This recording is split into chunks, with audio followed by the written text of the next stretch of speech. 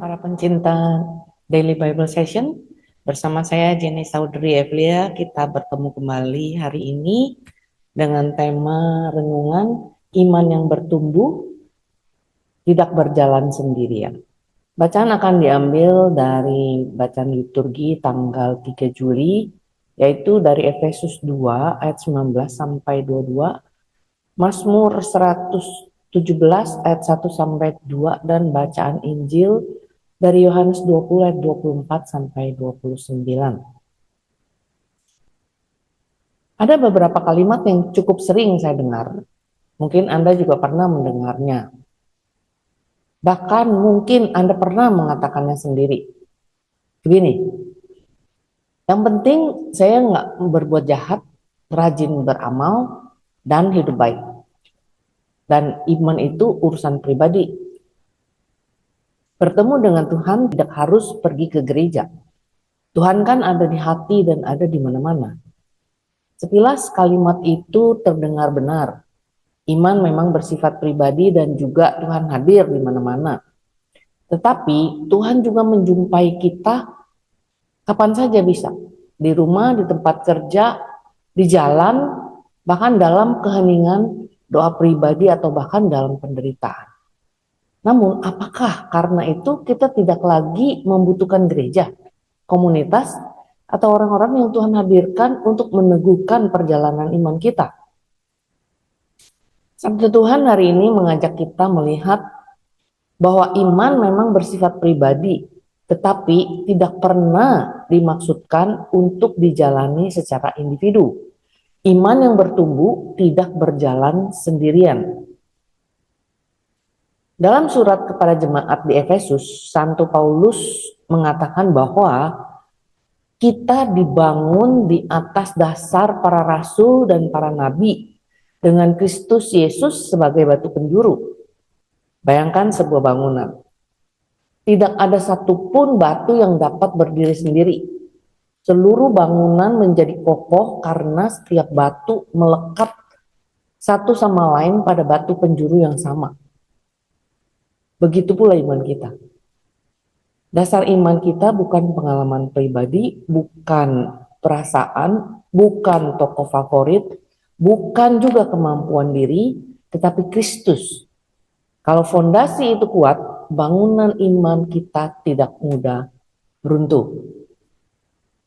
Lalu Mazmur hari ini mengingatkan sesuatu yang sangat menguatkan. Kasih-Nya yang hebat atas kita dan kesetiaan Tuhan untuk selama-lamanya. Mengapa kita masih bisa terus bertumbuh sampai hari ini? Bukan karena kita setia, tetapi karena Allah yang lebih dulu setia kepada kita. Kita sering jatuh, sering gagal, sering menjauh, namun Tuhan tidak pernah berhenti memanggil kita. Kasih setianya menjadi kekuatan yang menolong perjalanan iman kita. Lalu Injil hari ini menghadirkan Santo Thomas. Biasanya yang ada di dalam pikiran kita waktu mendengarkan nama Thomas adalah Thomas yang ragu. Tapi ada satu detail yang mungkin kita lewatkan. Ketika Yesus pertama kali menampakkan diri setelah kebangkitannya, Thomas tidak ada bersama para murid. 8 hari kemudian, ia kembali berkumpul bersama dengan para murid dan Yesus datang lagi. Pada saat itulah Thomas mengalami sendiri Kristus yang bangkit. Perjumpaan pribadi itulah yang mengubah seluruh hidupnya.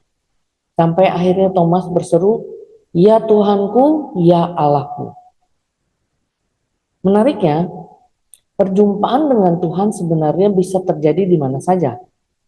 Saat kita berdoa, adorasi, membaca kitab suci, retret, atau bahkan di tengah penderitaan, Allah bebas menjumpai kita kapan dan dimanapun. Perjumpaan dengan Tuhan memang bersifat pribadi, benar. Tetapi pengalaman itu perlu diteguhkan.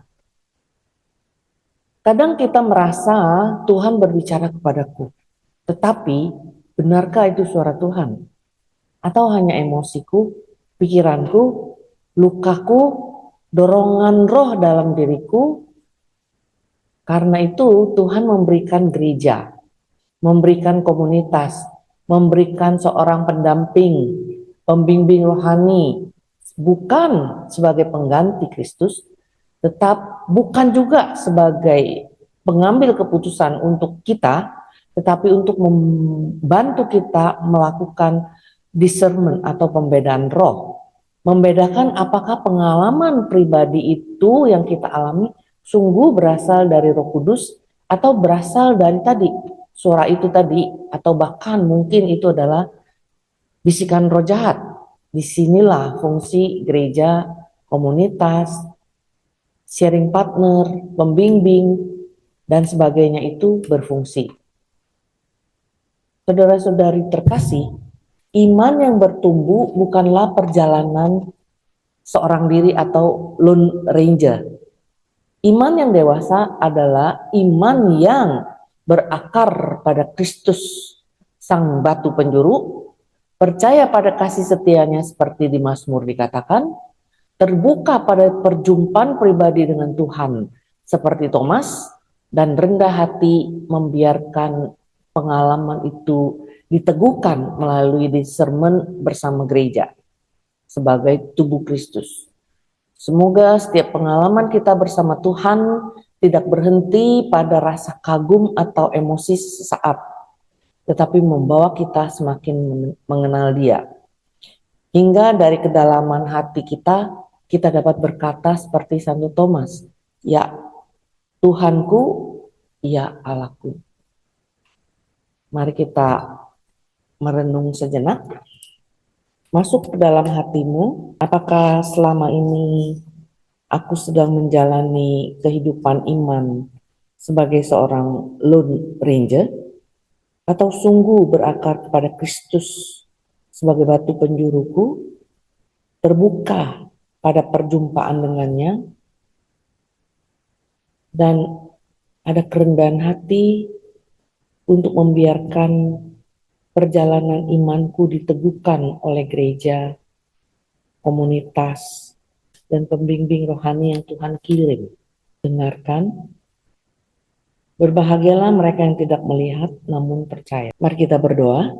Dalam nama Bapa dan Putra dan Roh Kudus. Amin. Tuhan Yesus Kristus, Engkaulah batu penjuru hidupku.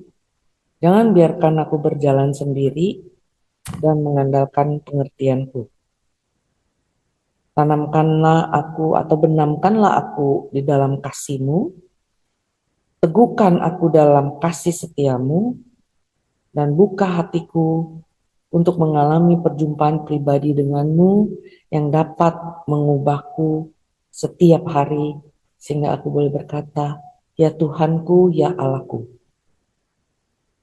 Beri aku kerendahan hati untuk mau